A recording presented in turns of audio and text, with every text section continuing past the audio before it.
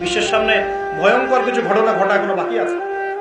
বিশ্বটা এমন থাকবে না, এখন যা দেখছেন সব এমন থাকবে না। নবীজি বলছেন জ্ঞান উঠে যাবে যখন, এটা উঠে যাচ্ছে দিন দিন। মানুষকে এখন শেখানো হচ্ছে মানুষ বানর থেকে সৃষ্টি হয়েছে। এগুলো জ্ঞান, এগুলো জ্ঞান। ইসলামের জাজল্যমান ইতিহাসগুলোকে মানুষ ভুলে যাচ্ছে, এগুলো জ্ঞান।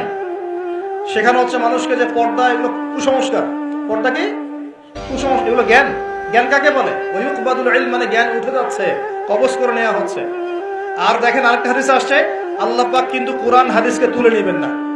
একটা হাদিস আসছে আল্লাহ পাক কোরআন হাদিসকে তুলে নেবেন না, কিন্তু আলেমদের মৃত্যু হবে বেশি বেশি। আলেমদের জান কবজ করার মধ্য দিয়ে আল্লাহ পাক জ্ঞান উঠিয়ে নেবেন। একটু দেখেন না কয়জন আলেম আছে মাঠে, দেখেন তো কয়জন আলেম। আলেম তো অনেকেই আছে আলহামদুলিল্লাহ, কিন্তু বরেণ্য ওলামা যাদের কথা হাজার লক্ষ কোটি মানুষ শোনে, এমন আলেম কয়জন আছে দেখেন। আস্তে আস্তে প্রবীণ আলেমরা সব চলে যাচ্ছে। আর যে প্রজন্ম আমরা তৈরি করছি, এই প্রজন্মের কতজন এলম অর্জন করে ওই চ্যালেঞ্জ বুকে নিয়ে জাতিকে সংস্কারের জন্য নেমেছে দেখেন। আমাদের উপর দুনিয়া পেয়ে বসেছে। আমাদের চিন্তা হচ্ছে মসজিদ ইমামতি নিয়ে একটা তারাবি পড়াবো, ইমামতি করবো, একটা মাদ্রাসার মুহতামিম হবো, এতটুকুই আমার চিন্তা। স্বপ্ন কেন? স্বপ্ন থাকতে হবে যে আমি আমার জ্ঞান দিয়ে উম্মাহকে পরিবর্তন করবো ইনশাআল্লাহ, এবং আল্লাহর জমিনে আল্লাহর দ্বীন প্রতিষ্ঠা করে ছাড়বো ইনশাআল্লাহ।